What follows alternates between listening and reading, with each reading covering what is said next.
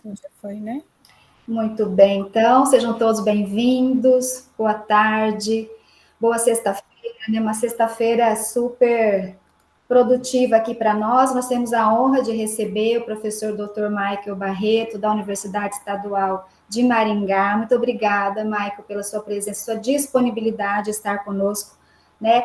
Mesmo que virtualmente, mas essa é uma ferramenta que nos aproxima muito. E o professor Michael vem falar conosco sobre cuidado em saúde e pesquisas com pessoas migrantes e famílias, que é uma temática que a gente tem muito interesse, até por também sermos um estado de fronteiras, né? Tanto fronteiras estaduais como fronteiras nacionais e com uma diversidade cultural. A gente tem recebido aqui na cidade, a gente tem visto a presença de muitas famílias que têm chegado da Venezuela, de outros países. Então, é um tema que muito vai contribuir conosco, e também por conta de que nós estamos no mês, né, Michael? Então, gostaria muito de agradecer a sua participação no LEPIF, e de nós pensarmos, sim, em parcerias com o seu grupo de pesquisa, tá, com a universidade, estamos à disposição. Eu quero agradecer a presença dos professores que estão aqui, dos membros do LEPIF que entraram também, dos alunos, tá, de profissionais também de saúde. E queria pedir para a professora Fernanda fazer sua apresentação, já que vocês são conterrâneos. Seja muito bem-vindo, Michael, aqui, conforme a professora Maria Angélica já também fez às vezes. É uma satisfação tê-lo conosco, né? Então, vou apresentá-lo ao grupo. As nossas atividades também são às sextas-feiras, né, com os nossos projetos de extensão. Algumas elas acontecem no período da manhã, outras no período da tarde, né? A gente tenta aí dentro do curso, a gente chama de área verde, que é aquilo que a gente deixa um pouco mais para que a participação dos alunos. Ainda não temos tanto consenso quanto essa área verde, então acaba que às vezes a hora ela acontece manhã, à tarde e assim por diante, mas hoje então nós organizamos os cronogramas de todos os projetos de extensão e pesquisa para estarem aqui conosco participando desse colóquio, né? Queria lembrar a todos que tem a inscrição, depois a gente vai colocar do lado novamente para quem não fez, que no final a gente emite certificados, né, sobre a participação aqui, que ele além de ser uma reunião aberta, ele também tem sido esse colóquio. Então, o Michael, né, ele é mestre, doutor em enfermagem pela Universidade Estadual de Maringá. Ele fez um período de sanduíche, né, no doutorado dele com bolsa CAPES na Universidade de Navarra, na Espanha. É professor adjunto do Departamento de Enfermagem da Universidade Estadual de Maringá, na área de saúde do adulto. Ele é encarregado da mobilidade acadêmica internacional no âmbito do Escritório de Cooperação Internacional, na UEM, atua como docente da residência integrada multiprofissional na atenção de urgência e emergência, é orientador do programa de pós-graduação na linha de pesquisa em cuidado à saúde nos diferentes ciclos da vida, líder do núcleo de ensino, pesquisa e extensão em saúde, família e migrações, é editor associado da revista Ciência, Cuidado e Saúde, vice-líder do núcleo de estudos e pesquisa e assistência e apoio às famílias, diretor do Centro de Estudos de Pesquisa em Enfermagem da ABEM, Paraná, coordenador no Brasil da Rede Internacional de Enfermagem em Cuidados Críticos, participa de estudos multicêntricos e nacionais nas áreas de enfermagem em família, processo de imigração e refúgio, cuidados críticos, sistematização da assistência, e tem experiência na área de pacientes adultos e situações críticas de emergência. E mais um monte de coisa, né, Marco? Tentei aqui resumir. Acredito que, né, tem aí uma gama e uma expertise para estar, né, trabalhando nessa temática, né? Já acompanho a história do Michael aí já de longa data, né, Michael? E, né, tenho certeza do quanto ele tem, né, domínio sobre essa temática, e vai ser um momento de muito troca e aprendizagem. Michael, você fica à vontade, precisar projetar, conversar, estamos a todos ouvidos. Tá ok, Fer, muito obrigado. Muito obrigado aos professores que coordenam o laboratório, a todos os alunos e alunas que estão aqui presentes, dizer que é uma honra, uma alegria. Se a Angélica diz que é uma honra me ter aqui, a honra é minha de estar aqui, de poder compartilhar com vocês um pouquinho da nossa trajetória, nossa experiência enquanto grupo. E quero pautar minha fala hoje, especialmente no sentido de estimulá-los a desenvolverem as pesquisas com a população migrante internacional, e para isso a gente precisa de um pouco de subsídios para que a nossa pesquisa sofra menos, né? Todo o processo de pesquisa ele acaba sendo bastante laborioso, cheio de altos e baixos, cheio de desafios, e vocês todos aqui, né, fazendo pesquisa enquanto alunos, fazendo pesquisa enquanto professores, fazendo extensão que não está dissociada da pesquisa, a gente sabe que são momentos bons, momentos mais difíceis, algumas etapas mais trabalhosas, outras menos, e nessa minha trajetória como pesquisador da área da migração, eu sofri bastante no começo, né, de tentar adaptar as ferramentas que nós utilizamos, as teorias que nós utilizamos, as estratégias de coleta de dados que nós utilizamos para a população autóctone, trazendo ela para a população migrante, e muitas vezes não dava certo, e aí aprendendo num processo de ir e vir é que a gente vai amadurecendo e vendo quais ferramentas são as mais indicadas, quais são as nuances que a gente precisa considerar na hora de fazer uma pesquisa com a população migrante. Então, a minha fala ela vai se pautar basicamente em torno disso, e é uma conversa mesmo, vou projetar alguns poucos slides daqui a pouco, mas quero deixar todos bem livres para interromperem no momento que quiserem, se não, podem fazer perguntas ao final, me coloco à disposição para a gente poder conversar um pouco sobre isso. Também adianto que muito do que eu vou apresentar aqui também fez parte do 22º SEMP, que ocorreu ano passado em Curitiba. A ABEM Paraná, da qual eu faço parte da gestão, se mobilizou para organizar um evento nacional e internacional, que é o SEMP/SIMP, da ABEM, que é um seminário de pesquisa. E ali, naquele seminário, eu tive uma fala sobre a pesquisa com migrantes refugiados pelo olhar da enfermagem. Então, também muitos desses apontamentos que nós discutimos lá no SEMP, em Curitiba, vão ser colocados aqui para vocês, ok? Peço licença para projetar aqui os slides. Vamos ver se deu certo. Deu certo, Fer? Sim. Sim? Sim. Então tá. Deixa eu ocultar essa barrinha aqui. E aí vamos dar início. Quero conversar um pouquinho com vocês, então, sobre esses desafios e as estratégias que nós temos, né, para realizar pesquisas com a população migrante internacional. E começamos aí com essa imagem já para, né, pensarmos na multiplicidade de características, na multiplicidade de aspectos, na multiplicidade de conceitos de família, de culturas que nós precisamos lidar quando queremos fazer pesquisas ou queremos atender a população migrante, né? Pessoas com diferentes origens, pessoas com diferentes idades, pessoas com diferentes culturas, com diferentes histórias, com diferentes sofrimentos que são carregados com elas e que precisam ser considerados e pensados na hora que a gente vai tanto atuar como enfermeiro junto a essa população, como também no momento em que a gente se aproxima deles através das nossas pesquisas, né? Então, vamos pensar um pouco sobre isso.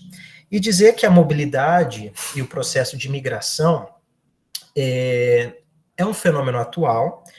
Eu costumo dizer que a gente não pode nomear como um problema, né? Esses dias eu fui banca de mestrado de uma aluna da Universidade Federal de Santa Maria, ela fez um estudo com migrantes e refugiados, e ela dizia, né, a todo momento na introdução dela, esse é um problema atual, um problema contemporâneo, um problema... E se a gente já parte, nós enquanto produtores do conhecimento científico, enquanto formadores de opinião, se nós partimos do ponto de que a migração é um problema, nós estamos reforçando e reafirmando para a comunidade, para a sociedade, que eles são um problema para nós, e nós não podemos enxergar dessa forma. Então, o primeiro ponto é tratar a migração como um fenômeno e não como um problema. Então, a mobilidade, ela é um fenômeno que sempre existiu na história da humanidade. Nós chegamos aqui enquanto sociedade, chegamos aqui enquanto seres evoluídos que constroem edifícios e cidades e sociedades extremamente complexas, porque nós migramos desde sempre.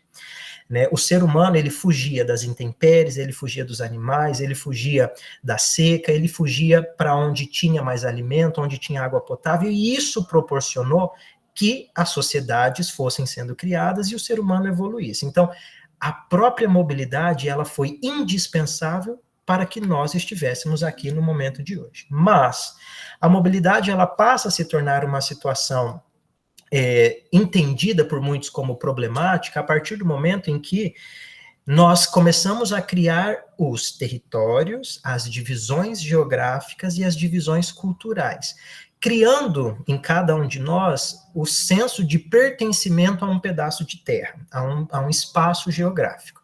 E a partir do momento que a mobilidade, então, ela anda paralelamente a um sentimento de pertencimento a um pedaço de terra, ela passa a ser vista como um problema por algumas pessoas, né? Mas sempre foi indispensável para a evolução da espécie humana. Então, hoje nós temos que a mobilidade é um fenômeno social, né, mundial, que acontece na nossa contemporaneidade há até pouco tempo, e digo pouco tempo mesmo. Se você parar e refletir há 10, 15 anos atrás, no Brasil, você falar de a migração como uma situação problemática era muito difícil, a gente não tinha esse volume de migrantes que nós temos hoje no nosso contexto. A migração no Brasil foi marcada por chegada de europeus no século passado, há uns 80, 100 anos atrás, a chegada dos japoneses, um contexto migratório diferenciado, e muitas vezes nós chamamos hoje em dia de migração qualificada. O problema, ele surge quando essa migração não é tão qualificada assim e os nativos passam a enxergar aquele indivíduo como uma potencial ameaça. Né? Mas isso tem acontecido no Brasil de um tempo para cá, dos 10, 15 últimos anos para cá, que nós tivemos esse incremento na entrada de migrantes internacionais pelas nossas fronteiras. Até então, era uma situação que acontecia mais no âmbito da Europa, mais no âmbito dos Estados Unidos, do Canadá, e o Brasil ficava um pouco à mercê desse contexto. Mas, na última década, isso tem se incorporado ao nosso cotidiano. Não é raro nós vermos na nossa cidade, nas nossas cidades, né, a presença dos migrantes internacionais no mercado de trabalho, especialmente no mercado de trabalho mais informal, numa situação de trabalho mais precário, ou até mesmo nas ruas, né, pedindo esmola, pedindo dinheiro nos sinaleiros. Né? Então, é uma situação que nós precisamos identificar e pensar e refletir sobre ela e agir também. Quando nós falamos desse processo migratório contemporâneo, nós temos ali como causas principais a busca por melhores condições de vida, as pessoas que saem do seu país porque desejam ter um melhor emprego, uma melhor renda, um melhor nível de educação, também questões mais conflitivas, como, por exemplo, a violência política, problemas econômicos em sociedades que acabaram, por exemplo, como a Venezuela, tendo problemas econômicos gravíssimos que levam a uma situação de vida muito precária, levando a essa migração. Também desastres naturais, que é o que aconteceu, por exemplo, com Haiti, depois de um terremoto que houve nesse país no ano de 2010, é que a migração ali foi violenta, foi brutal, por conta de um desastre natural que em seguida levou a vários desdobramentos políticos, econômicos, sociais naquele país. E também, em algumas áreas, a questão de conflitos religiosos. E para a gente poder estudar o processo migratório e até mesmo intervir sobre ele, nós precisamos ter muito claramente alguns conceitos, né? Saber diferenciar a migração voluntária da migração involuntária. E aí nós chegamos nos termos imigrante e refugiado, entendendo que são termos diferentes. Então, como imigrante, nós temos aquela pessoa que vivencia um processo migratório voluntário. Então, ela deixa, por exemplo, o Brasil e vai morar em Portugal porque ela acredita que lá ela vai ter um emprego melhor, uma renda mais alta. Então, esse é um processo que nós chamamos o indivíduo que sai do seu país como imigrante. O refugiado, por sua vez, é aquele que se encontra fora do seu país de origem por temor à perseguição, ao conflito, à violência ou qualquer outra circunstância que perturbe de maneira muito grave a ordem pública do local onde ele está inserido. E quando uma pessoa é atribuído a ela o certificado, o status de refugiado, ela passa a ser de proteção internacional. Então, o país que confere a uma pessoa o certificado, o status de refugiado, esse país passa a ter uma responsabilidade de proteção àquele sujeito, ok? Esses refugiados nós também podemos chamar de imigrantes forçados, que são aqueles que não querem deixar o seu país, mas acabam deixando porque ali onde ele está, ele corre risco de vida. Mas a OIM, né, que é a Organização Internacional da Migração, ela adota um termo mais amplo, que é o termo que eu tenho mais recentemente adotado também nas minhas pesquisas, que é o migrante internacional. Sem a letra I no começo, a gente chama de migrante internacional. Porque migrante internacional é toda e qualquer pessoa que passa a fronteira nacional do seu país de origem, independente da causa. Então, se você falar migrante internacional, você nunca erra, porque pode ser o imigrante, pode ser o refugiado, pode ser o apátrida, pode ser o solicitante de asilo, porque nessa seara do processo migratório nós temos vários conceitos que são diferentes em algumas nuances, especialmente em termos de documentação e do tipo de saída da pessoa do seu país de origem. Mas se você falar migrante internacional, aí não tem erro, ok? E o migrante internacional, ele também é revestido, esse conceito, do entendimento de que o processo migratório causa muitas vulnerabilidades naquele sujeito e ele passa a ser visto como um sujeito de direitos. O migrante internacional é um sujeito de direitos, ok? Vendo um pouco a questão dos números de refugiados, né, para que apenas possamos exemplificar o que eu disse do crescente movimento que nós temos. Em 2010, por exemplo, eram 38,5 milhões de refugiados, em 2022 já eram 108,4 milhões de refugiados.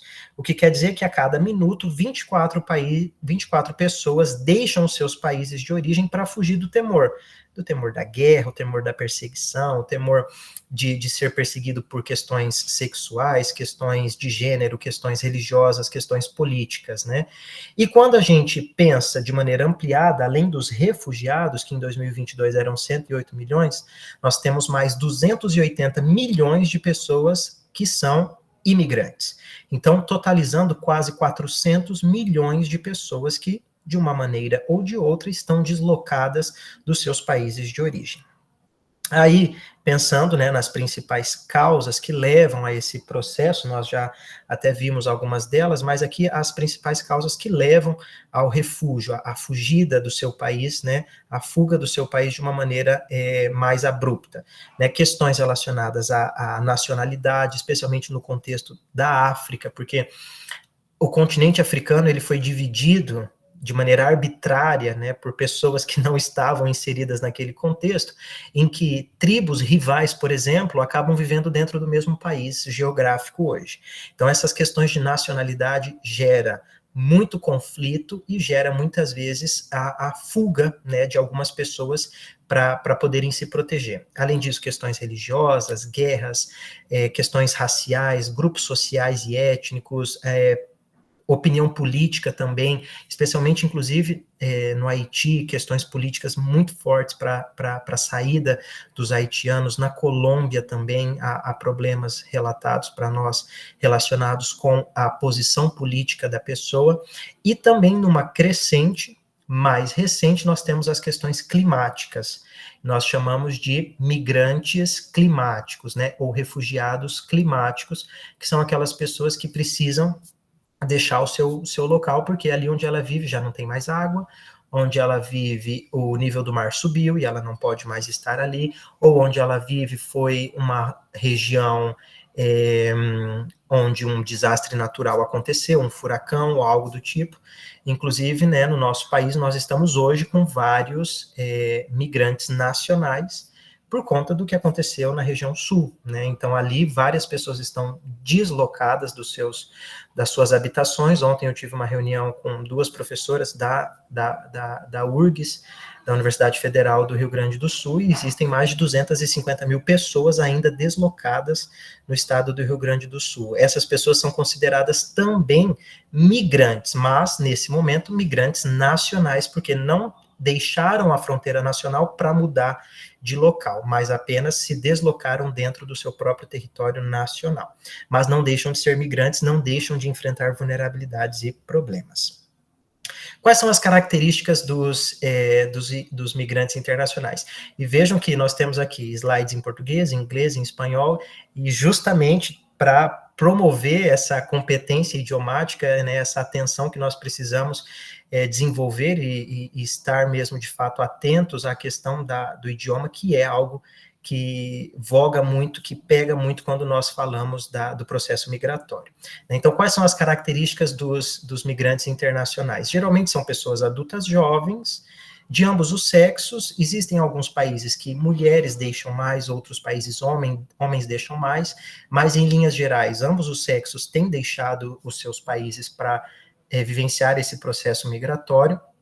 Geralmente são pessoas solteiras, têm uma educação mediana, exerciam nos seus países de origem uma profissão, mas quando chegam no país de destino ou país de acolhimento, elas têm muitas dificuldades para conseguir um trabalho, especialmente um trabalho na área no qual elas exerciam a profissão. Nós temos aqui em Maringá, por exemplo, médicos que vieram da Síria e que não conseguem validar os seus diplomas, não conseguem ingressar no mercado de trabalho como médicos, apesar de terem qualificação de alto nível.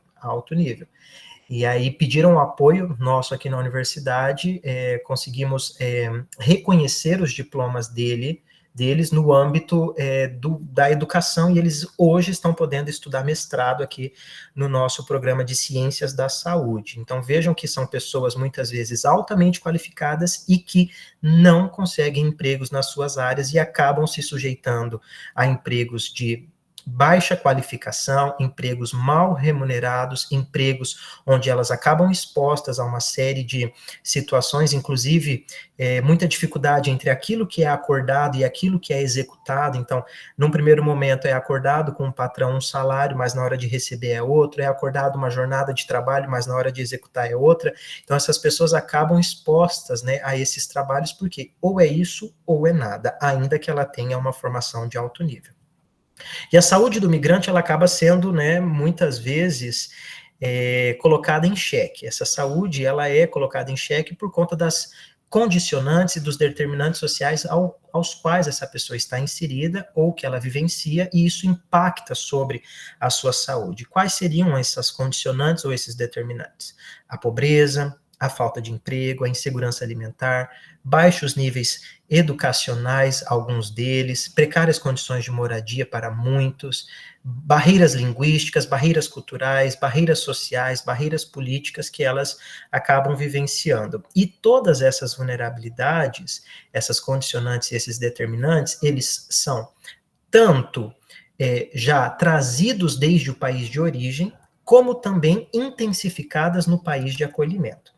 Esses acabam funcionando como obstáculos para o processo de integração a uma nova sociedade. Por isso, o migrante internacional ele é visto como um grupo vulnerável, o que repercute em maior morbimortalidade, levando a uma busca aumentada, incrementada dos serviços de assistência social e dos serviços de saúde. E aí, frente à complexidade desse fenômeno, né, a complexidade desse fenômeno do processo migratório, o processo migratório em si ele tem sido objeto de pesquisas em várias áreas do conhecimento. Então, diferentes áreas do ensino, da ciência, têm procurado conhecer um pouco melhor como esse processo migratório acontece e quais as repercussões que ele tem na vida das pessoas. No caso da enfermagem, a partir de um levantamento realizado aqui por nós, identificamos que as pesquisas têm girado em torno de conhecer a qualidade de vida da população migrante, também trabalhado sobre questões de saúde mental, doenças crônicas não transmissíveis e o processo de gestação e nascimento. São os temas mais recorrentes nas pesquisas com os migrantes internacionais. Também temos observado pesquisas relacionadas com cuidado em saúde no âmbito da atenção primária, no âmbito das emergências e no âmbito da internação hospitalar, utilizando diferentes enfoques teórico-metodológicos, tanto desenhos exploratórios, desenhos transversais, pesquisas do tipo descritiva têm sido empregadas com abordagens qualitativas, quantitativas e de método misto.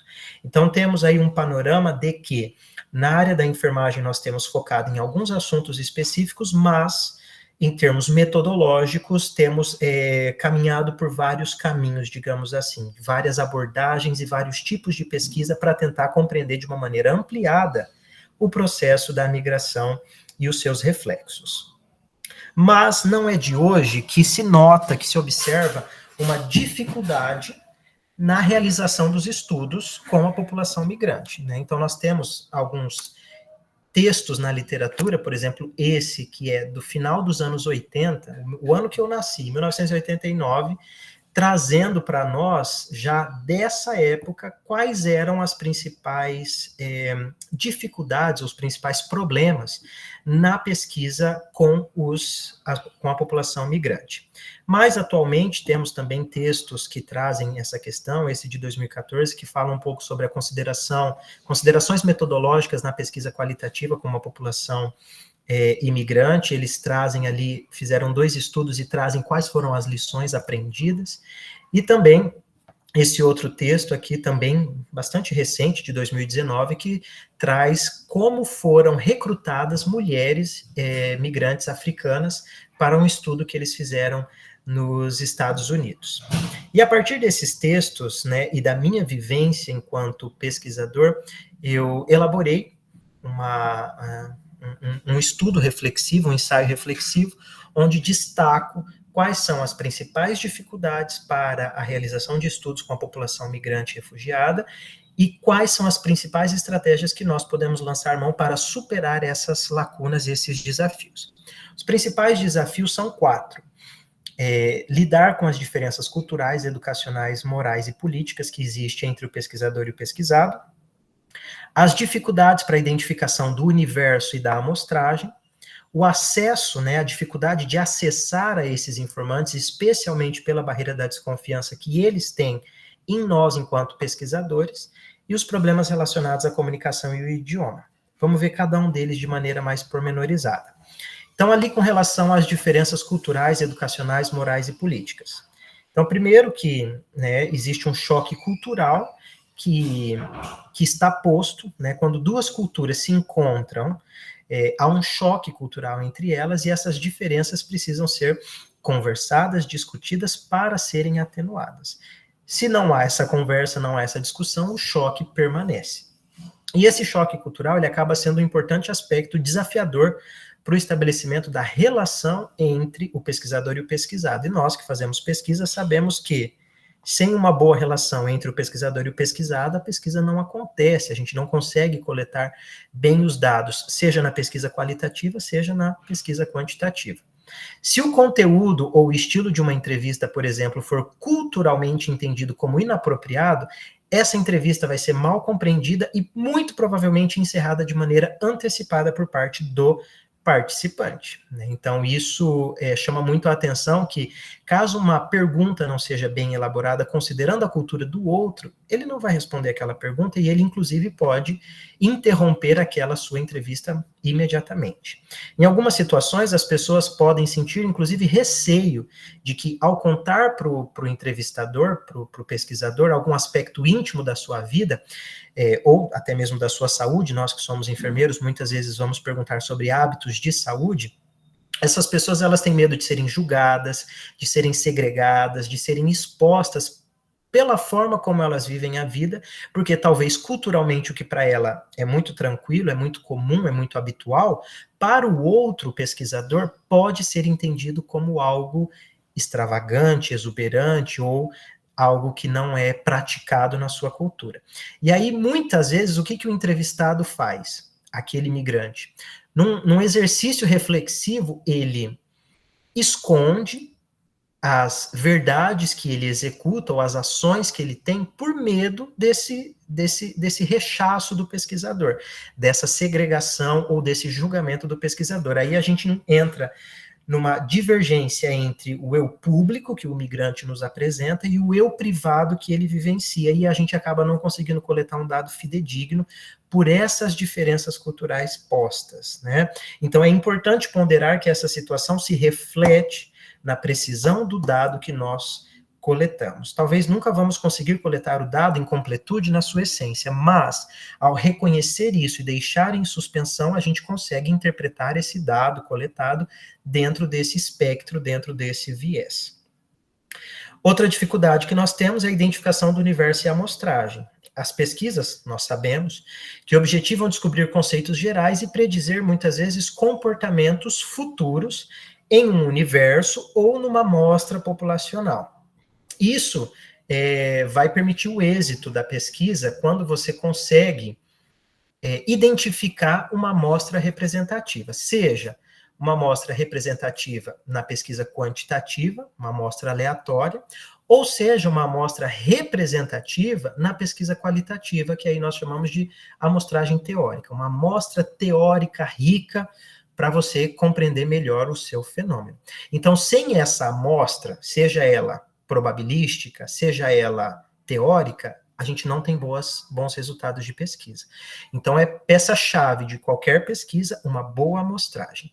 Nas pesquisas com os imigrantes e os refugiados, existem diversas dificuldades para a seleção dos participantes, porque muitos deles não vivem em comunidades étnicas identificáveis. Aqui em Maringá, por exemplo, eles não vivem em um bairro. Ainda que haja maior concentração em 2 bairros da cidade, mas eles não estão em um bairro fechado, onde só estão os migrantes. Então, eles estão dispersos na comunidade, dispersos na nossa cidade. Isso dificulta a localização geográfica deles. Outro aspecto é que poucos serviços de assistência social ou de saúde conseguem compilar as informações de endereço e telefone dessa população. Se você for hoje na Secretaria de Saúde do município de Maringá ou na Secretaria de Cidadania e Juventude, que tem uma pasta específica para o migrante, eles não têm uma lista com nome, telefone e endereço de todos os migrantes que moram na cidade de Maringá. Não tem como você ter acesso a essa informação. Isso dificulta a gente, enquanto pesquisador, a conseguir acessá-los. Também há importantes considerações éticas que dificultam o acesso do pesquisador a informações pessoais. Por exemplo, existem ONGs, né, ONGs que cuidam dos migrantes e refugiados aqui na nossa cidade. Mas por questões éticas, eles dificultam muito o processo de acesso a essa listagem que eles têm, que não é o universo, é um grupo específico, mas que você poderia partir dali. E a gente tem dificuldades de encontrar, né, a aceitabilidade ou facilidade de acesso a esses grupos. E ainda existem aqueles que não possuem qualquer tipo de documento, que fogem, né, são os refugiados, eles chegam, não têm documentação, não conseguem tirar a documentação, e você nunca vai encontrar essa pessoa, ou quase nunca, porque ela não pertence a nenhum registro, ela não está registrada em nenhum local, ela não faz parte dos números. E aí é mais difícil ainda você conseguir localizá-la. Então temos que considerar que os dados numéricos de imigrantes e refugiados, eles variam grandemente entre aqueles tidos como oficiais e aqueles que são reais, e ainda aqueles que são alcançáveis para o pesquisador. Essa é uma ínfima proporção dentre a população migrante e refugiada que nós, enquanto pesquisadores, temos acesso. Então, temos essa barreira, essa limitação ao desenvolver as pesquisas. Outro aspecto limitante é o acesso a eles no que tange à barreira da desconfiança, que daí é algo inerente ao próprio imigrante ou refugiado, tá? Então, essas populações, elas podem muito relutar em participar de pesquisas, por quê? Porque falta familiaridade, muitas vezes, com o processo de pesquisa, ou as experiências que eles tiveram não foi tão positiva assim com pesquisa, e pronto. Isso já marca para aquele imigrante, para aquele refugiado, que pesquisa não é uma coisa boa e ele não aceita, não tem essa facilidade de participar de novas pesquisas. Os imigrantes refugiados também têm muita preocupação com a quebra de confidencialidade, ainda que nós, enquanto pesquisadores, digamos, esses dados que você me fornecerá são sigilosos, serão trabalhados com mais absoluto sigilo durante todo o processo de pesquisa. Eles têm medo, especialmente porque eles têm receio de que essas informações cheguem, por exemplo, para as autoridades de imigração, no caso de possível deportação. Então, quem está ilegal no país não vai dar entrevista para você, porque ele tem medo de que esse dado de endereço, nome, telefone, renda, qualquer coisa, qualquer informação, seja repassado à polícia migratória e essa pessoa deportada. As entrevistas qualitativas, nós sabemos que geralmente são gravadas para permitir, né, uma maior coleta de dados em termos de riqueza e depois uma transcrição e trabalho dos dados de maneira facilitada. Mas o gravador, para essas pessoas, muitas vezes é tido como ameaçador, como algo que a minha voz vai ficar registrada em algum lugar. Isso é perigosíssimo se eu estou também num processo de indocumentação, de irregularidade no país. E estudos de intervenção que exigem um engajamento longitudinal, né, uma participação a longo prazo, um protocolo de intervenção de 12 semanas, um protocolo de intervenção de 6 meses, isso exige, né, um engajamento. E muitas vezes a gente também esbarra no convencimento dessas pessoas migrantes e refugiadas a permanecerem, a aderirem aos programas de intervenção, pela falta de confiança mesmo no processo investigativo. E, por fim, a última barreira que eu coloco aqui é a questão da comunicação e do idioma, né, que são aspectos fundamentais para qualquer tipo de pesquisa, para a produção de dados, seja com pessoa nacional ou internacional. A comunicação ela é indispensável, né, e nesse caso não é apenas uma questão de domínio de diferentes idiomas. A comunicação vai além. Envolve os hábitos que a gente tem de se comunicar, os trejeitos, a velocidade, a entonação, que estão presentes na comunicação não verbal e paraverbal.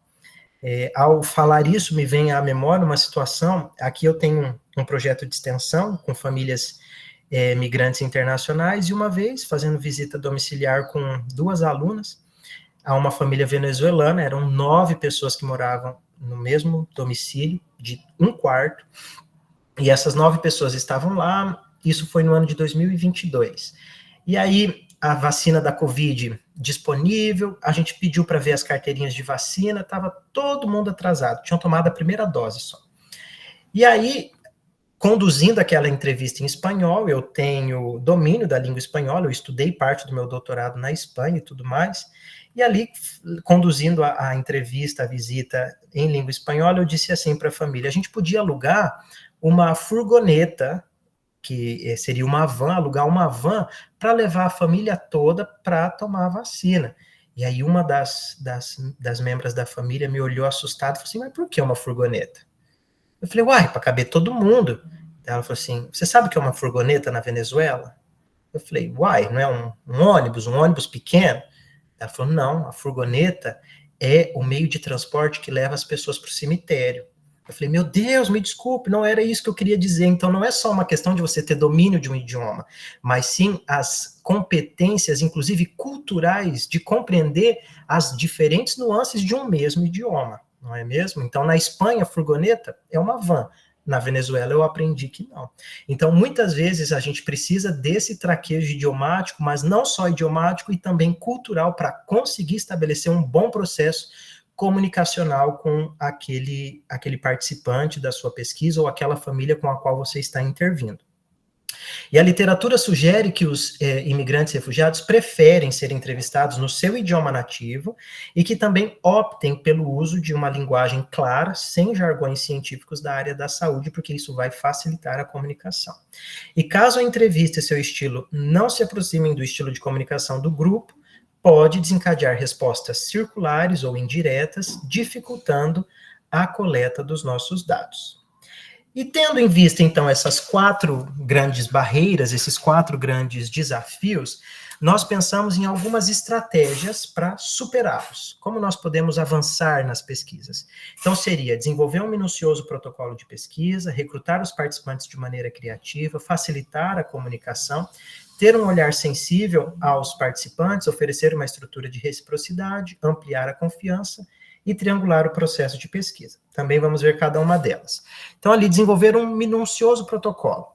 É muito importante para que a gente minimize a ocorrência de situações ou erros que não foram planejados de antemão, o que pode acabar impactando na qualidade ou no rigor da nossa pesquisa.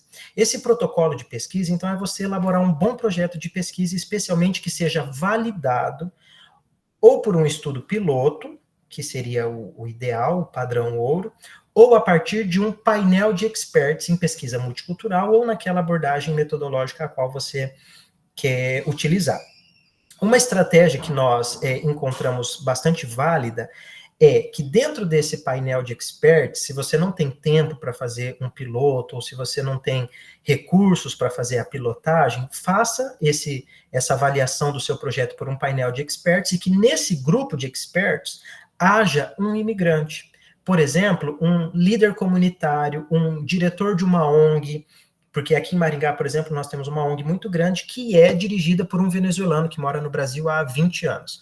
Então, ele seria uma pessoa para validar bem aquele protocolo, aquele projeto de pesquisa, porque ele está numa posição diferenciada, mas ele vivencia em primeira pessoa todas as dores, ou vivenciou quando chegou, todas as dores daquele migrante internacional. Isso ajuda a identificar no seu projeto falhas, lacunas que podem ser corrigidas antes de o projeto ser levado a cabo. Também recrutar os participantes de maneira criativa. Então, um método de recrutamento e seleção que seja criativo e inovador vai aumentar a sua participação na pesquisa, vai fazer você ter acesso àqueles participantes que nós vimos que é uma dificuldade, tá? Além disso, quando a população do estudo é bastante heterogênea, né, de diferentes etnias que você precisa, ou de diferentes idades que você precisa, que participem homens e mulheres, adultos, jovens, idosos, crianças, então é uma pesquisa ampla, você pode utilizar algumas estratégias de recrutamento, como, por exemplo, panfletagem, pode fazer panfletagem com convite, fazer convite face a face nas ONGs, por exemplo, utilizar mídias que eu digo, por exemplo, rádio, utilizar algum programa de rádio que possa ser escutado na cidade, que tenha um alcance na cidade.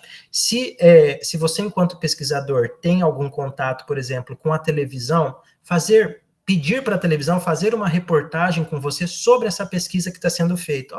Estamos desenvolvendo um grande estudo com a população migrante, vamos estar disponíveis no terminal rodoviário sábado de manhã. Você, migrante, que deseja participar, compareça. Então, você procurar meios de dar visibilidade à sua pesquisa. E hoje em dia, claro, as redes sociais, por meio das páginas, né, dos pesquisadores, das páginas dos grupos de pesquisa, também pode ser uma fonte para você alcançar esses participantes.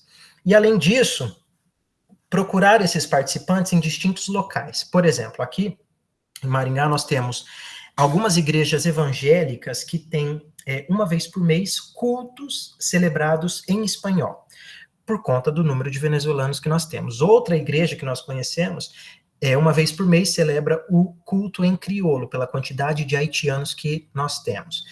Nesse dia, na porta dessa igreja, você vai encontrar centenas de migrantes internacionais. Esse é o momento de você fazer o convite para participar da sua pesquisa. Você pede autorização, está ali na porta da igreja, vai fazendo o convite com a panfletagem, com o face a face, e vai angariando potenciais participantes. Também, serviços de saúde podem ser uma estratégia, e organizações comunitárias como as ONGs. E essa busca, né, em termos amplo de variedade, é relevante não apenas para aumentar a participação na sua pesquisa, mas também para garantir a variabilidade e a qualidade nos dados coletados.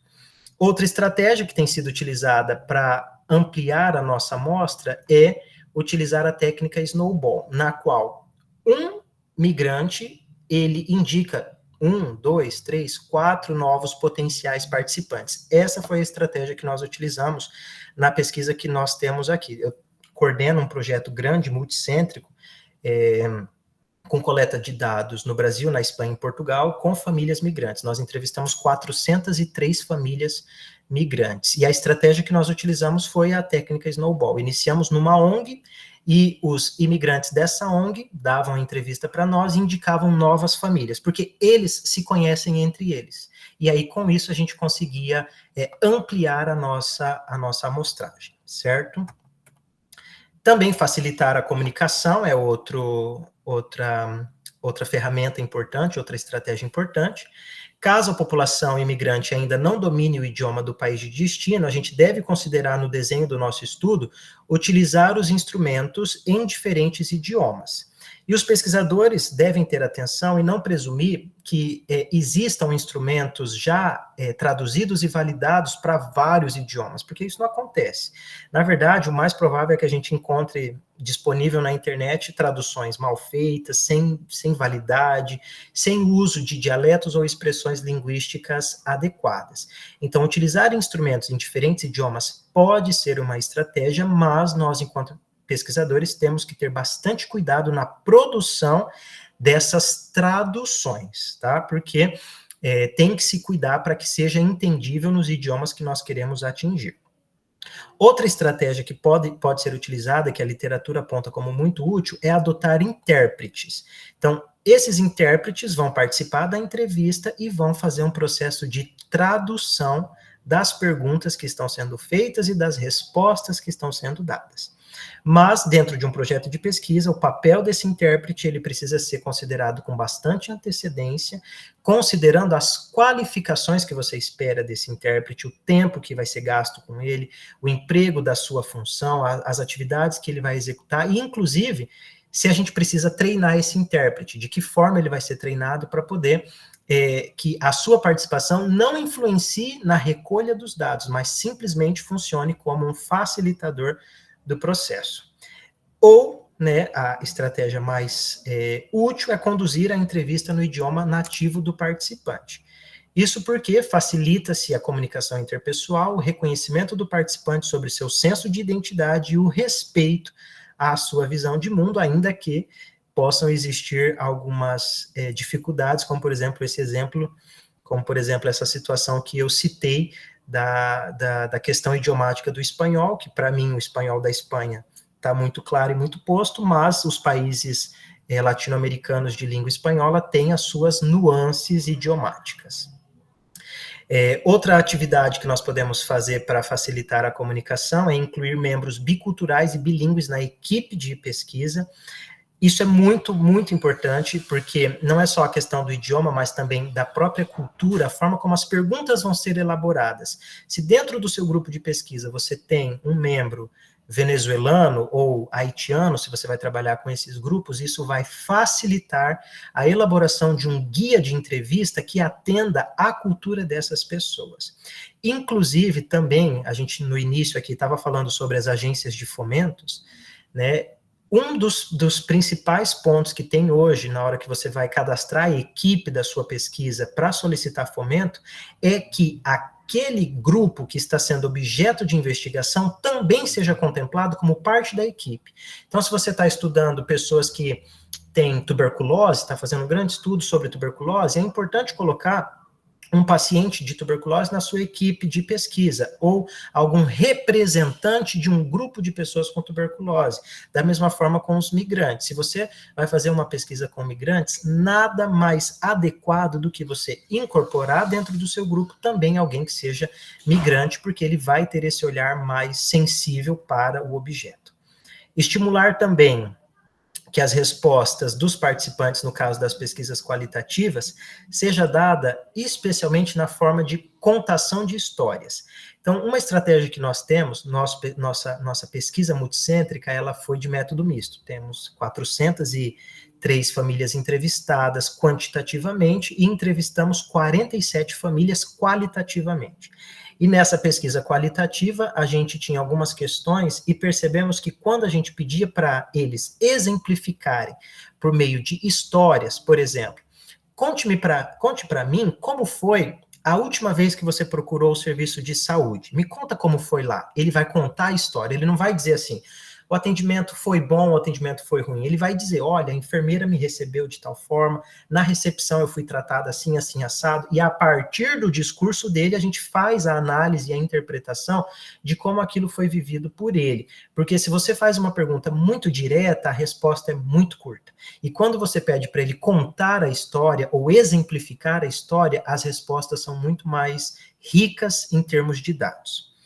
E também identificamos que é importante aproveitar qualquer momento da entrevista para coletar dados.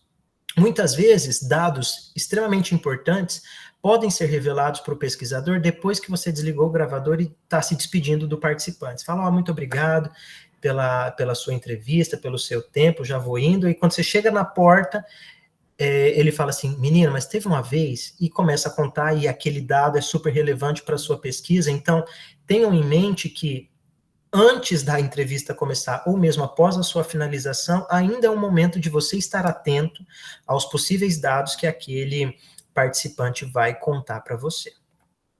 Com relação a ter um olhar ampliado e sensível aos participantes, é preciso considerar, por exemplo, no caso das famílias haitianas, que para eles têm um conceito de família comunitária muito forte, que não se restringe somente à família de sangue ou ao cônjuge, né? Eles passam a entender as pessoas que habitam sobre o mesmo teto, que coabitam com ele, como parte da sua família. Porque eles dividem as mesmas dores, a mesma língua, a mesma cultura, o mesmo sentimento. E isso precisa ser considerado, por exemplo, quando você faz uma pesquisa voltada para famílias que são haitianas. Isso é ter um olhar ampliado e sensível para aquele grupo de participantes, porque se você vai com um conceito muito fechado ou uma perspectiva que não considera essas nuances culturais, você não está conseguindo ter esse olhar ampliado e os seus dados vão ficando mais frágeis. E os pesquisadores, então, precisam ampliar esse olhar, torná-lo mais sensível para as configurações e as estruturas sociais que se formam e que se fortalecem na vida dos imigrantes refugiados quando eles estão inseridos num novo contexto. E para a gente poder ampliar um pouco esse olhar, é preciso considerar o status social, político, econômico e científico que é dado tanto pelo Estado como por nós mesmos, enquanto pesquisadores, cientistas, enquanto academia, para os imigrantes refugiados, e o enfermeiro, pesquisador, né, entendido de maneira muito bonita como um artesão intelectual, quando ele é sensibilizado, ele consegue deixar em suspensão os seus próprios preceitos, os seus próprios julgamentos, e ajustar as perguntas de pesquisa e os seus conceitos, os instrumentos que ele tem elaborado para a coleta de dados, para aquela cultura, para aquela estrutura social, para aquela família, ou para aquele nível educacional que aquele participante tem. Então, esse enfermeiro pesquisador, ele precisa, de fato, ser um artesão intelectual com muitas habilidades artísticas de lapidação, de melhora, de refinamento do que ele está produzindo para a coleta dos dados. E, por fim, dentro desse aspecto, eu considero que você considerar referenciais teóricos potentes para balizar a sua coleta e a sua análise de dados é muito importante. Quando falamos de pesquisas com migrantes e refugiados na área da enfermagem, a teoria do cuidado transcultural proposta por Madeleine Leininger há décadas é o que nós temos de mais estruturado dentro da literatura na área da enfermagem. Existem outros modelos teóricos, né? Sarah Maggi tem um que é sobre intervenções com famílias migrantes, que ela postulou em 2011, muito interessante também, mas de maneira mais global, a teoria do cuidado transcultural, ela consegue dar um olhar sensível para o enfermeiro.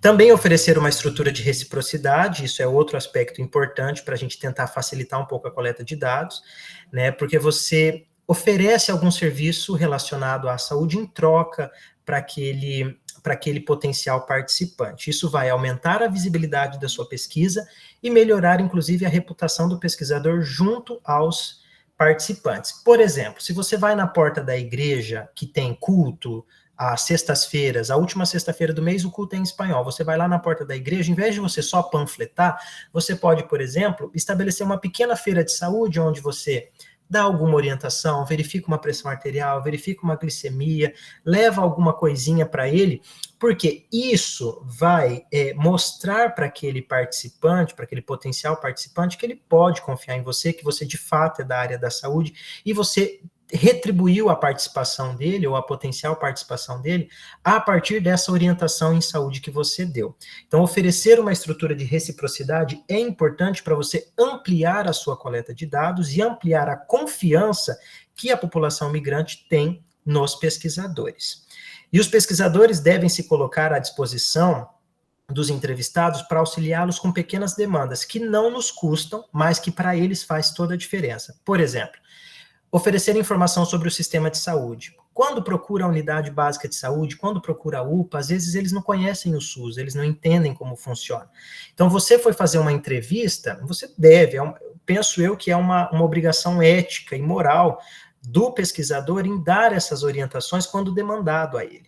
Né? Se pedir ajuda para agendar uma consulta na unidade de saúde, você pode dar dicas culturais sobre a cidade, informação sobre emprego, onde que ele pode procurar emprego? A agência de emprego da nossa cidade fica na rua tal, você levar essa informação, você ter pronto isso, né? Então, assim, você na sua pastinha de pesquisador, se ele me perguntar onde ele arruma emprego, como eu posso orientá-lo? Se ele me perguntar qual que é o melhor serviço de saúde para tirar uma unha encravada, como que eu vou orientá-lo?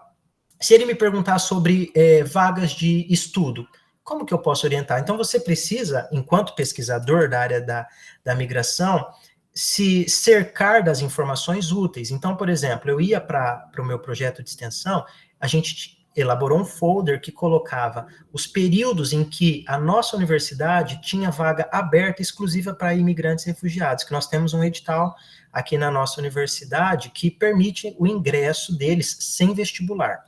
Então, a gente preparou um folder, levava isso. Então, isso é uma estrutura de reciprocidade, é você dar para aquele imigrante algo em troca da sua participação no projeto, que para ele vai fazer muita diferença, tá?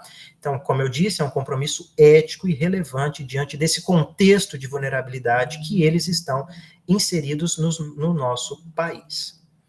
Ampliar a confiança, podemos fazer isso a partir desse último ponto que nós estávamos tratando, né? Quando você oferece uma reciprocidade, você amplia a confiança. E também, muitas vezes, para que você consiga desenvolver a confiança daquele participante em você, especialmente nas pesquisas qualitativas, muitas vezes não é na primeira entrevista que você vai conseguir chegar no ponto principal que você quer levantar. Então, por vezes, com imigrantes e refugiados, pode ser necessário repetidos encontros para a coleta de dados na pesquisa. Outro ponto importante que nós identificamos no nosso estudo é que a ordem das questões que você coloca na sua guia é muito importante. Então, você não pode, por exemplo, com o imigrante, nunca jamais começar perguntando as variáveis sociodemográficas. Perguntando a renda, perguntando quantas pessoas moram ali. Essas perguntas, para eles, são muito sensíveis. Então, você vai começar a sua entrevista com as perguntas mais gerais sobre a saúde ou sobre o fenômeno que você está investigando, e no final, depois que ele viu que a entrevista não é ameaçadora, você entra com essas perguntas que podem ser um pouco mais sensíveis. E outro ponto de destaque é o próprio termo de consentimento livre e esclarecido, que na nossa pesquisa nós negociamos com o Comitê de Ética de que nós iniciávamos a entrevista com um aceite, um consentimento verbal de participar, e ao final nós colhíamos a assinatura.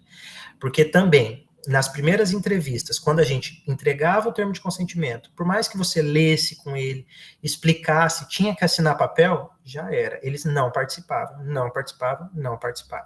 E você não tem como, né, forçar a coleta de dado ou coletar o dado sem esse documento. Então, nós negociamos que inicialmente seria conseguido um consentimento verbal e ao final da entrevista era apresentado o termo de consentimento. Depois que eles viram que a entrevista não era ameaçadora, não era nada relacionado à Polícia Federal, eles assinavam para nós o termo de consentimento sem problemas. Também, o retorno dos dados amplia a confiança. Retornar os dados, isso também é uma questão ética nossa, né? Mas é muito importante, especialmente nesse processo das pesquisas com os migrantes, porque esse retorno dos dados é um partilhar dos benefícios encontrados úteis para melhorar a vida dessas pessoas. É esse movimento da ciência cidadã que nós temos visto, né, de produzir para aqueles participantes do estudo um retorno dos dados encontrados, que seja em linguagem acessível àquela população, que façam sentido para eles, né? Isso também vai aumentar a confiança dos imigrantes com a pesquisa, e futuros pesquisadores vão ter mais facilidade em coletar dados novos, novas informações, porque você ampliou a confiança e aquele imigrante não se sente apenas como um objeto que foi usado para coleta de dados e nunca mais soube-se resultado daquela entrevista que ele deu, né? Então, a gente precisa ter esse cuidado. E, por fim, a triangulação do processo de pesquisa, tá? Então, a triangulação do processo de pesquisa é outro ponto extremamente relevante para você potencializar a sua coleta de dados. Sabemos que a triangulação envolve você abordar ou utilizar diferentes métodos de pesquisa, diferentes abordagens filosófico-paradigmáticas numa mesma investigação para pesquisar o mesmo fenômeno. E os pesquisadores, então, podem empregar a abordagem de métodos mistos para estudos com imigrantes e refugiados, trazendo dados que sejam mais precisos e completos. A fonte de coleta de dado pode ser variada, você triangula a fonte de coleta de dado, por exemplo, associa entrevistas abertas com questionários, com diário de campo, com coleta de dado em prontuários, com coleta de dado em bancos de dados disponíveis. Então, você associar 2 ou 3 dessas fontes de coleta de dados amplificam os achados da sua pesquisa. E durante o nosso estudo multicêntrico, por exemplo, nós associamos a aplicação de questionários impressos e questionários online. Isso permitiu a ampliação da coleta de dados e o alcance da amostra que nós inicialmente planejamos, porque vimos que os questionários impressos estavam dando mais trabalho para eles preencherem, e quando a gente mandava no WhatsApp deles, eles preenchiam próximo a nós, eles conseguiam mais facilmente ter acesso e conseguiam mais rapidamente preencher para nós o formulário. Os estudos longitudinais que envolvem imigrantes e refugiados também devem pensar em incorporar na pesquisa imigrantes em diferentes etapas do processo migratório, porque o processo migratório não é a mesma coisa para quem acabou de chegar, para quem está há 6 meses, para quem está há 5 anos e para quem está há 10 anos. São etapas do processo migratório, né, que começa com o choque cultural e vai até a aculturação. Então, passa, né, pela pré-migração, a chegada, a integração, a aculturação. Então, você colocar diferentes migrantes em diferentes etapas do processo migratório enriquece a sua pesquisa. Então, esse tipo de triangulação do sujeito de pesquisa, do participante da pesquisa, é importante e auxilia a compreensão do fenômeno de maneira mais abrangente e plural. Triangular os informantes do estudo, também analisando o fenômeno a partir de diferentes espectros, por exemplo. Então, você vai fazer um estudo sobre o processo migratório, inclua imigrantes refugiados, inclua a família, inclua profissionais de saúde, educadores, empregadores, líderes comunitários. Essa triangulação dos diferentes tipos de participante também enriquece os seus dados. E conformar as equipes multidisciplinares de pesquisa também é importante, colocando esses migrantes para fazerem parte da equipe de pesquisa e não somente como participantes. Para concluir, queria deixar aqui para vocês uma imagem que nós desenvolvemos para representar tanto esses desafios como as estratégias que nós criamos. Então, as pesquisas por parte dos enfermeiros que envolvam as temáticas da saúde da população imigrante e refugiada é uma questão latente no mundo todo, no tempo atual, que está envolta em alguns desafios, mas que também temos algumas estratégias que podem nos auxiliar a superar esses desafios. A orientação que eu coloquei aqui para vocês, claramente, ela não é completa o suficiente para cobrir todos os possíveis desafios que um investigador pode encontrar no campo, lá na prática, lá no momento em que ele está coletando os dados, e isso precisa ser colocado sob perspectiva do pesquisador, ele precisa ir para o campo com isso em mente, né, de que novos desafios podem ser encontrados ali, e que, por isso, ele precisa ser flexível. Ele precisa ter o que nós chamamos de jogo de cintura para que ele consiga ajustar o o seu protocolo de pesquisa ou o seu projeto de pesquisa durante a execução, desde que ele não infrinja nenhum aspecto ético e desde que ele não comprometa o rigor metodológico da sua pesquisa. Então, salvaguardados esses dois aspectos, é necessário que um pesquisador que está estudando o processo migratório seja flexível e consiga ter a habilidade de se adaptar ao que surge durante o próprio processo de coleta de dados. E, por fim, deixar aqui para vocês que nós conseguimos publicar esse ensaio reflexivo, esse estudo teórico, na revista da Escola de Enfermagem da USP, né? Então, todas essas informações estão presentes nesse texto, de maneira mais aprofundada, convido à leitura, quem tiver interesse em conhecer um pouco mais sobre como podemos, né, superar os desafios na pesquisa com a população migrante, fica então a dica de leitura para vocês. Agradeço, me coloco à disposição, né, tem meu e-mail ali, as redes sociais, para quem quiser fazer alguma pergunta no futuro, alguma indicação de leitura, eu estou à disposição.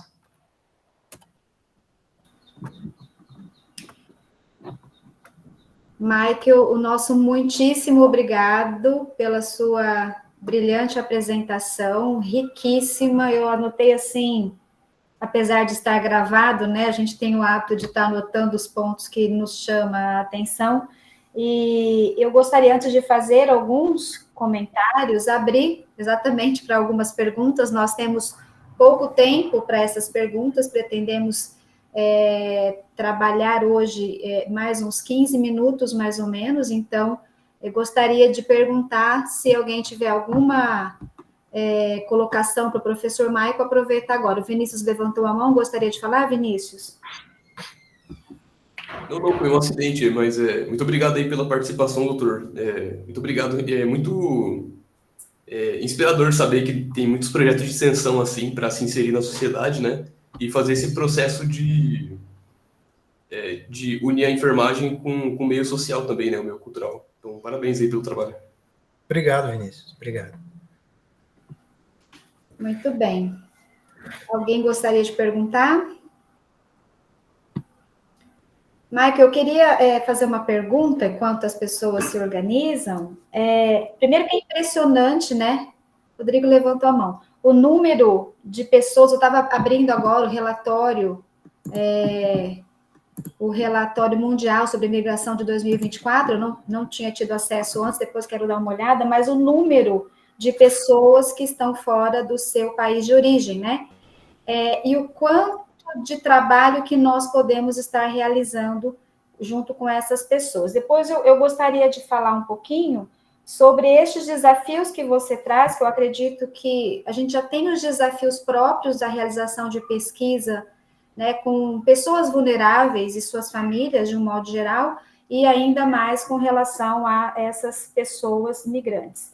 E aí, quando você fala, por exemplo, do uso de intérprete, me ocorre, até porque nós estamos tentando fazer uma pesquisa em comunidade de jovens surdos, e aí a gente entra numa questão que é a questão do sigilo dos dados, né?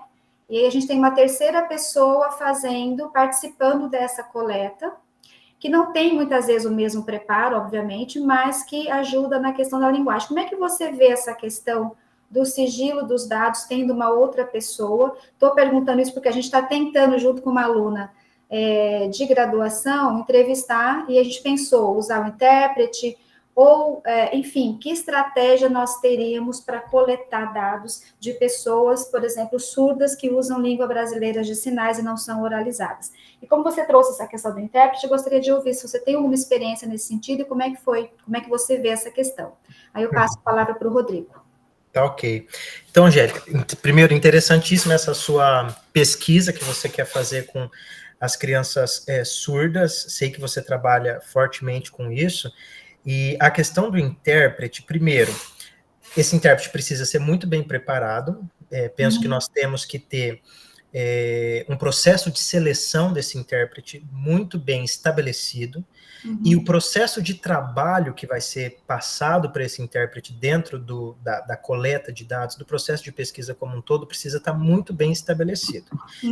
Inclusive, é uma questão que precisa ser discutida com o próprio comitê de ética, isso precisa estar claro para o comitê de ética, a participação dessa terceira pessoa, desse terceiro membro da equipe, mas penso que é uma estratégia válida, e necessária para alguns contextos. E o pesquisador precisa avançar, né, Mike, algumas questões. A gente pode ficar preso em alguns rigores que não permitam que a gente avance em algumas questões, né? Então, a gente tem que ter estratégia de pesquisa.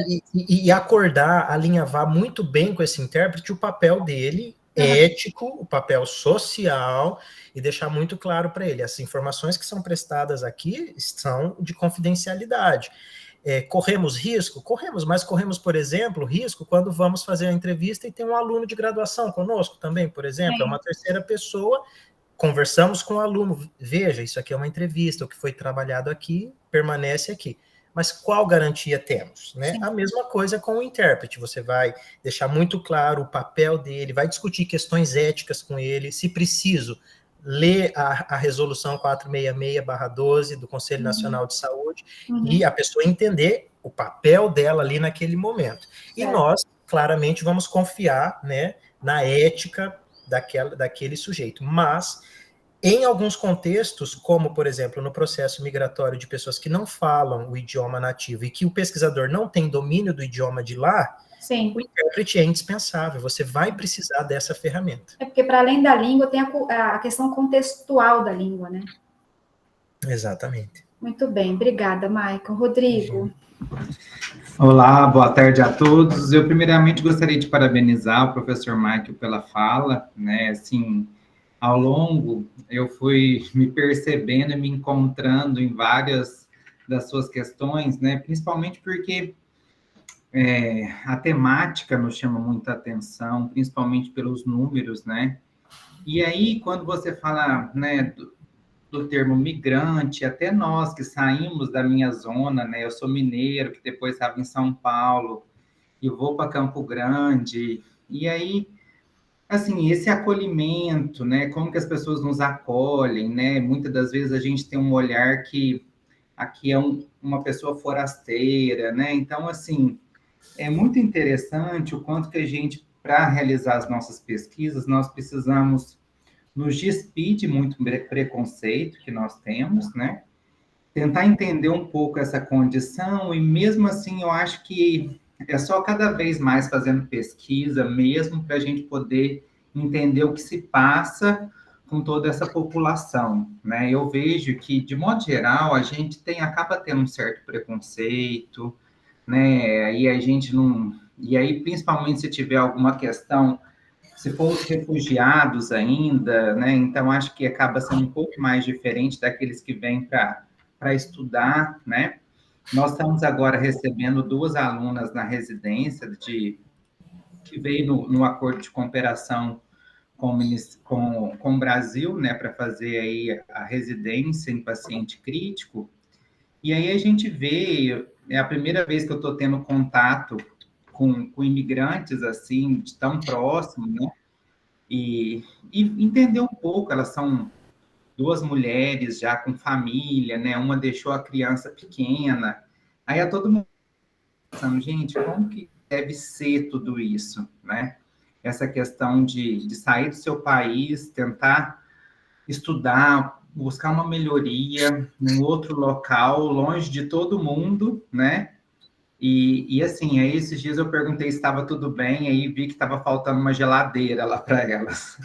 E aí a gente estava correndo atrás, se mobilizou para tentar ver uma geladeira. Então, quando o professor traz essa questão da sensibilidade, né, dos vários aspectos que foi apresentado, acho que cada vez mais a gente precisa ter esse cuidado, né, realizar essas pesquisas, procurar divulgar, e parabéns por seu grupo estar fazendo isso, né? Eu acho que nós, enquanto Mato Grosso do Sul, temos que também abraçar a causa, principalmente por ser um estado de fronteira aí com Bolívia, Paraguai, então nós temos aí que muita coisa, né? A gente sabe que acontece ali em Ponta Porã, que eu acho que pode ser investigado, né? Mas é isso, acho que é mais dizer o quão significativo é o seu trabalho aí, né?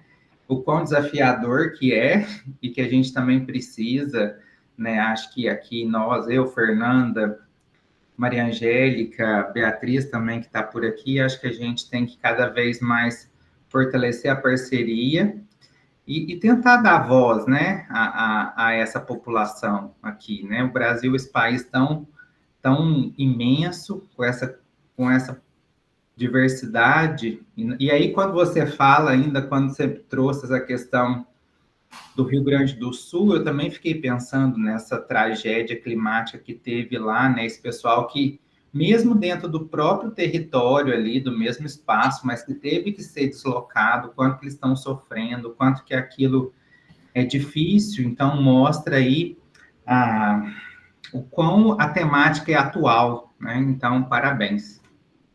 Obrigado. E me fez lembrar, Rodrigo, quando você falou de se sentir um forasteiro, né? A gente, por exemplo, que estuda o processo migratório, não utiliza, abomina a palavra estrangeiro, porque estrangeiro está semanticamente ligado a estranho, a forasteiro, a uma ameaça. Inclusive, a lei que nós tínhamos no Brasil até 2017 era a lei do estrangeiro, criada na época da ditadura militar, que colocava que estrangeiro era aquele que era uma ameaça à segurança nacional. E isso vigorava até 2017, né? Então, esse processo de mudança, de percepção de estranho, de forasteiro, de uma ameaça, isso a gente tem que trabalhar mesmo, porque a própria pessoa se sente assim, né? Estranho num espaço, forasteiro num espaço. E se a gente reforça isso, a gente dificulta muito mais a integração, né? A gente fala também no processo migratório hoje, qual que é o foco? É promover a integração. Não, a gente precisa promover a adaptação. Não, ele não tem que se adaptar, ele tem que se integrar à nova cultura, à nova sociedade. Então, a integração é a palavra do discurso, né? Nós devemos promover essa integração de que ninguém se sinta estranho, de que ninguém se sinta não acolhido, de que ninguém se sinta forasteiro no espaço. Que é uma forma de inclusão também, né, Michael? Eu mesmo, assim, quando eu estava meus primeiros meses, assim, aí em Campo Grande, eu me sentia um pouco assim, sabe? Sendo visto com esse olhar. Aí até ficava pensando, gente, mas eu estou aqui por conta de um concurso que eu passei. Não é que eu vim aqui roubar o espaço de ninguém, sabe? Então, assim, é aquela coisa. Não, eu estou aqui para somar, eu não estou aqui para dividir, né? Eu quero fazer aqui um estado mais forte. Então, esse olhar é muito, muito ruim para quem é observado com essa lente, né? Você imagina, Rodrigo, vamos exemplificar, um haitiano que vem com uma mão na frente e outra atrás, sem saber o idioma, negro, num país extremamente racista como o nosso, então você vai pondo mais e mais vulnerabilidades. Sim. Isso porque eu sou branco, né? E aí tem aí a questão... Doutor, professor universitário. Professor universitário. Eu já senti isso, imagina quem não é, né? Sim. E aí depois, só para passar a palavra já para a Caroline, Angélica, eu acho que, pegando carona na fala do Marco, eu acho que a gente pode convidar depois as residentes que vieram de Angola para fazer uma fala coroando que o Marco... Sim, podemos chamá-la de verdade. Eu tomei a liberdade de chamá-las para a festa do Lepif, né? E você falou. Vamos já incluí-las, integrá-las lá. Eu estava até olhando aqui, na verdade, o projeto que nós havíamos pensado, Michael, que é Cuidando das Crianças, Adolescentes e Famílias, Resposta à Crise Global de Refugiados e Imigrantes, que foi uma proposta inicial que nós começamos a desenhar, e que nós, com certeza, vamos retomar e vamos fazer uma parceria aí, com certeza. Inclusive, nós colocamos a Universidade Estadual de Maringá como parceira quando a gente começou a escrever. Então, que legal, excelente. Tá? Eu vou passar a palavra para a Caroline, e nós temos uma pergunta também aqui no chat, da Lara, que daí a gente pode fazer depois a fala dela, tá bom? Ok. Boa tarde. Oi, boa Boa tarde, tarde, Carol. Caroline. Bem-vinda. Queria dizer que é um prazer escutar o Michael, né? Eu conheci o Michael na UEM, assisti a defesa de mestrado do Michael, né? E é muito gostoso mesmo, muito prazeroso de ver, né? Assim, o quanto ele hoje está brilhando, trilhou o caminho dele assim de uma forma, né, admirável. Michael, parabéns. A aula foi excelente. E eu queria parabenizar pela temática tão delicada e tão importante que você vem abordando, né? Então, assim, achei incrível.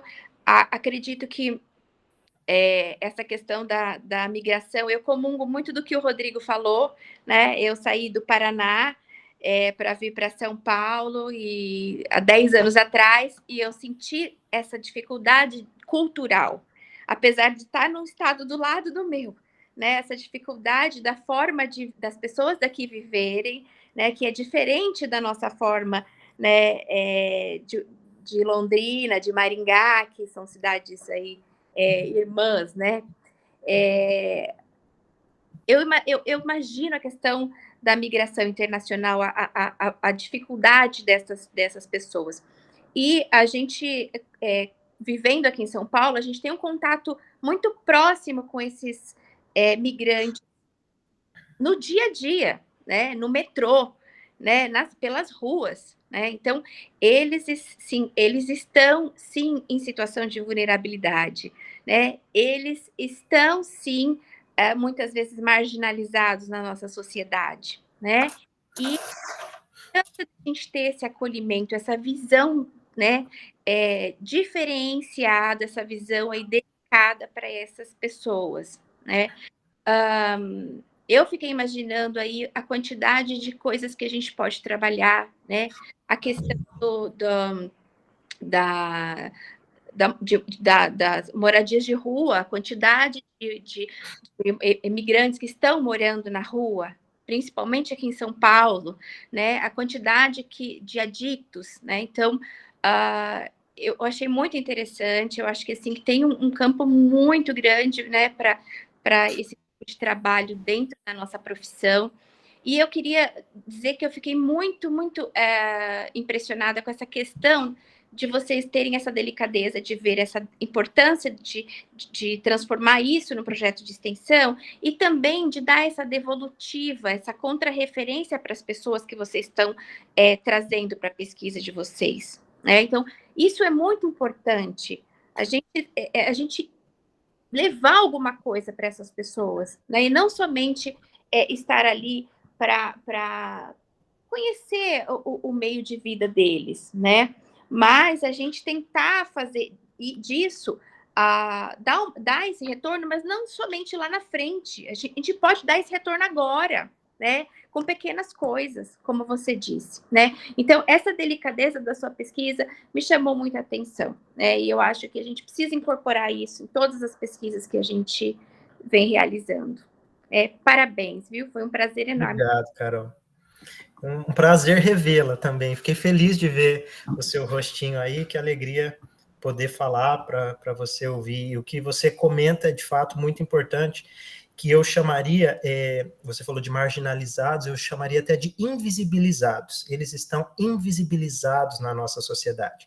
Eu me lembro que essa fala que eu fiz no SEMP, tinha umas 400 pessoas mais ou menos assistindo, era um evento de pesquisa em enfermagem, e aí eu perguntei assim, para iniciar, quantos aqui de vocês já encontraram como caixa de supermercado, como manicure, como Uber, ou mesmo no sinaleiro, algum imigrante ou refugiado?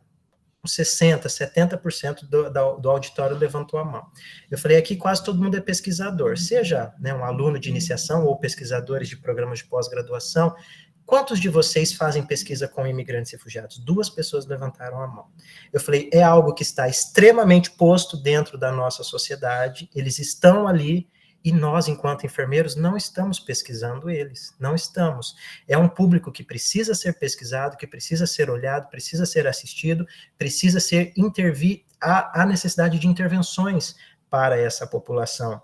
Então, eu fiz esse chamamento lá, esse convite, fico feliz que a Angélica vai retomar um projeto aqui, né, que estava engavetado, que estava ali pensado, para que a gente, de fato, possa tirar essa invisibilidade, colocá-los sobre a luz e que possam ser vistos. E me lembro também, assim, que além da invisibilidade, a questão do preconceito, né? Lá em Curitiba, um dia antes da minha fala, nós saímos para jantar e uma professora chegou, falou assim, peguei um Uber com um venezuelano, você acredita? Eu falei, Daí ela falou assim, aí vim falando com ele, perguntei para ele assim, você veio fazer o que no Brasil? Roubar o emprego dos brasileiros? Daí ele falou, não, brasileiro nem gosta de trabalhar, não vim roubar o emprego de ninguém. Eu falei, tá vendo? Podia ter dormido sem essa, né? Então, assim, a gente, né, professora, doutora, enfermeira, né, tá numa universidade pública federal desse país, e eu falei, gente, como pode, de pessoas pensantes, né, que formam opinião, verbalizar um discurso como esse? É de arrepiar, e a gente tem que parar mesmo para pensar e refletir e tirar a invisibilidade dessas pessoas. Michael, você me fez lembrar que eu peguei um Uber lá no Canadá, minha filha mora em Toronto, ele é indiano. O lugar que mais tem, eu acho, que pessoas, né, que foram para tentar a vida, não sei, até tem essa pergunta da Lara, né, mas lá tem muitas pessoas de todos os lugares, a diversidade cultural é tão bonita, sabe, é uma riqueza tão grande, mas eu fico pensando, se lá eu peguei um Uber, né, aqui no Brasil muita gente encontra alguém que realmente veio de outro local, né, e a Lara faz essa pergunta, tem algum país com maior taxa de imigração ou são massas em movimento? Tem alguma causa específica? Aí ela coloca, por favor, não diz migrantes climáticos. E aí, depois dessa sua contribuição, a Francine vai falar e a gente vai encaminhar para o encerramento, tá bom? Ok. Lara, obrigado pela sua pergunta. Claro que existem países que acabam sendo mais receptores ou acolhedores, né, da população migrante internacional. Países da Europa vivenciam isso de uma maneira muito latente. Por exemplo, a Espanha, um dos países que faz parte do nosso estudo multicêntrico, 13% da população espanhola é migrante. 13% da população. Em Portugal, 7% da população. Né? No Brasil, nós não chegamos hoje ainda a 1% da população que seja residente no Brasil, seja migrante, né? Mas dentro do contexto latino-americano ou sul-americano, o Brasil acaba também sendo um dos polos, né, de recebimento, mas é um processo em mudança, né, essas pessoas estão a todo tempo modificando, e existe também, muitos desses países acabam criando cada vez mais barreiras e limitações para a entrada ou a manutenção dessa população migrante, elas acabam indo então para os países que têm entradas mais flexibilizadas, né, como por exemplo alguns países da América do Sul, América Latina, ou alguns outros países da Europa que acabam tendo uma entrada um pouco mais permissiva, não acaba sendo tão conflitivo, como por exemplo a Espanha, um país que tem tido uma tradição acolhedora diferente, por exemplo, da Itália, que acaba sendo um país mais difícil de entrar, a Inglaterra também, a Alemanha, por todas as questões culturais dessas regiões, desses países. Obrigada, Michael. Francine, professora lá de Coxim, do curso de enfermagem, também faz parte do nosso grupo de pesquisa, foi doutoranda aqui no programa nosso da Universidade Federal de Mato Grosso do Sul e trabalhou com anemia falciforme. E família, né, Francine? Isso. Boa tarde a todos. Prazer em conhecê-lo, professor Michael. Foi excelente a sua fala. Fiquei aqui o tempo todo prestando atenção e lembrando e revivendo algumas coisas, né? Eu acho que falar da imigração, né, ela nos joga muito no nosso preconceito, né? No nosso preconceito, seja racial, seja relacionado a determinadas regiões do país, porque eu estava aqui lembrando, né, que quando eu era criança, eu estudava numa escola de periferia em São Paulo. E era muito comum, as crianças que estudavam conosco, as famílias tinham vindo do Nordeste, né? São Paulo é um lugar que recebe gente de todos os lugares. E eu lembro que essas crianças eram crianças, como nós, né? Estavam ali, fazia parte de todo mundo. Eis que chega um casal, né? Duas crianças do Sul, gaúchas, né? Loirinhas, de olho azul e vindas do Rio Grande do Sul. Virou evento na escola, eram crianças gaúchas. O tratamento com essas crianças Era completamente diferente. Eu lembro que todo mundo queria brincar com essas crianças, todo mundo queria ser amigo delas e tal. Aí passa, né? Alguns anos, tal, fui fazer faculdade, fiz Federal de São Carlos. E eu peguei uma parte do Ciências Sem Fronteiras. No primeiro momento, a gente recebeu um aluno vindo de uma universidade da Espanha. E eu lembro bem dos docentes reunindo a gente para falar que nós tínhamos que recebê-lo bem, que eram eram 3 alunos vindo de uma universidade da Espanha, que era para receber bem, que era para ambientá-los lá na universidade, explicar como é que funcionava, convidá-los para as festas e tudo mais. Eles chegaram e foi exatamente isso que aconteceu, né? Aquele furor no curso. Eis que no próximo semestre vem uma estudante da Universidade de Assunção. Pergunta se ela teve a mesma recepção. Não, de jeito nenhum. Então, assim, a gente vê diferente isso, né? Então, eu percebo, será que aqui a gente trata da mesma forma o haitiano? Tem muito haitiano aqui em Campo Grande, né? Eu até lembrei dos haitianos, porque tem uma amiga minha aqui que é antropóloga, e que ela trata essas questões, ela estuda isso, a família no Haiti. Ela até deu uma aula para a gente na faculdade que eu estava antes de entrar aqui na UFMS.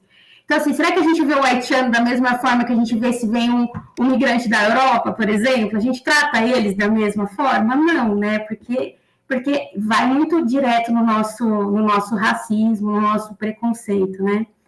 E é isso, eu acho que é por isso que é tão delicado também tratar essas questões. Parabéns por desbravar, por trabalhar com isso. Acho que é um tema muito necessário e cada vez vai ser mais necessário, né? E acho que em Campo Grande a gente tem um terreno bastante fértil, Campo Grande, Mato Grosso do Sul, seja por ser fronteira mesmo, nós temos fronteiras secas, seja porque a gente tem, dentro do país, a gente tem muita gente de fora que vem aqui para o Mato Grosso do Sul, né? É isso, muito obrigada. Assim, eu agradeço as palavras, e isso que você comentou é muito mais amplo do que somente interno, né? A forma como eu ou meus colegas tratamos os estudantes que vieram da Espanha e estudante que veio do Paraguai. Isso se reflete na forma como os estados, como o globo, a geografia, a geopolítica do globo trata as crises. Por exemplo, a forma como os refugiados ucranianos têm sido recebidos nos países europeus é completamente diferente da forma como os refugiados somalis, que também estão vivenciando uma guerra na Somália, são recebidos na Europa. Completamente diferente a forma como eles são tratados e recebidos. Então, não é uma questão particular ou pequena, é uma questão que, inclusive, voga sobre a geopolítica internacional. Complicadíssimo, complicadíssimo. Aí, ótimo que você abordou e tocou nesse ponto. Obrigada, Francine. A Elaine pediu para falar, a Elaine também é membro do grupo de pesquisa, Michael, professora lá em Minas, e agora vai assumir a Unicamp, né, Elaine? Parabéns mais uma vez pela sua conquista.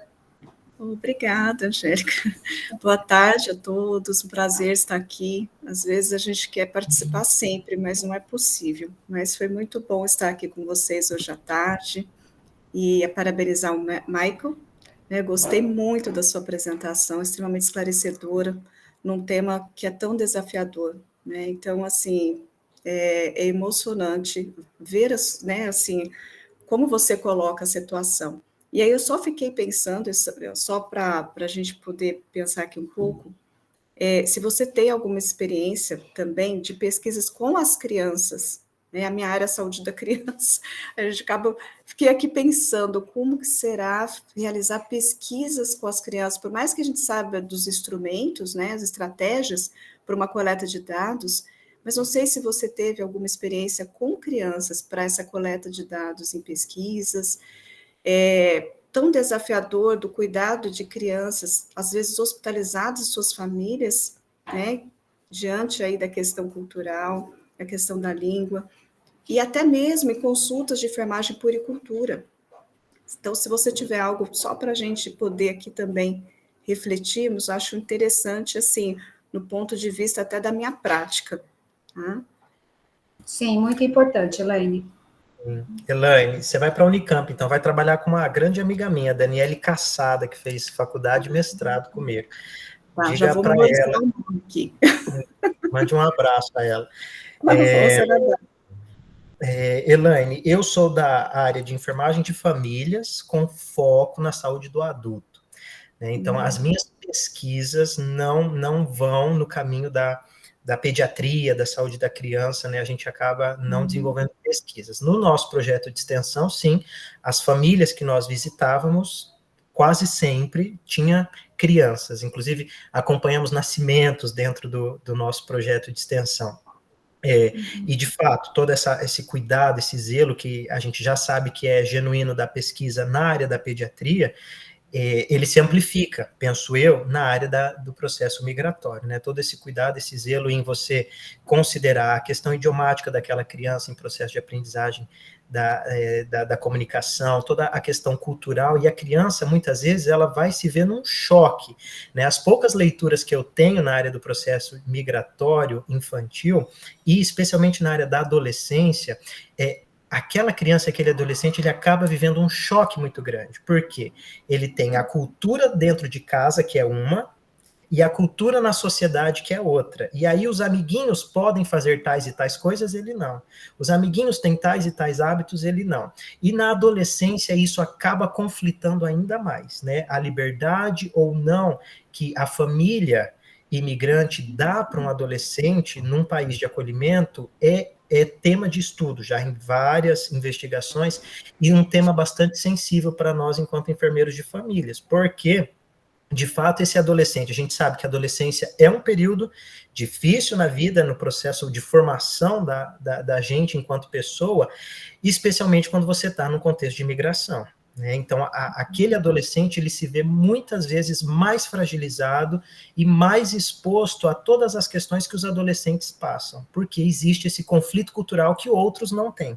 Então, penso que também é uma área que deve se investigar, né? Convido você, que é da área da pediatria, pensar em estudos que contemplem essa questão cultural no processo de criação dos filhos, esse aspecto cultural no processo de liberdade ou não que se dá aos adolescentes quando começam a sair, começam a namorar, começam a vivenciar experiências na escola e etc. Então, é um campo muito vasto de pesquisa, porque, de fato, eles precisam ser olhados e a gente precisa entendê-los, né? E, especialmente, ontem estava finalizando um dos artigos do nosso projeto multicêntrico, e, na verdade, ele foi para a revista e já voltou dos pareceristas, e aí o parecerista questionou, né, qual que é a lacuna, por que continuar investigando isso? Eu falei, gente, é claro por quê, porque o processo migratório, ele é muito dinâmico, e a cultura dessas pessoas é muito variada, por mais que alguém já tenha feito uma pesquisa sobre aquilo, não vai dar vazão, não vai completar o grupo que você entrevistou, que você abordou, porque culturalmente é muito diverso,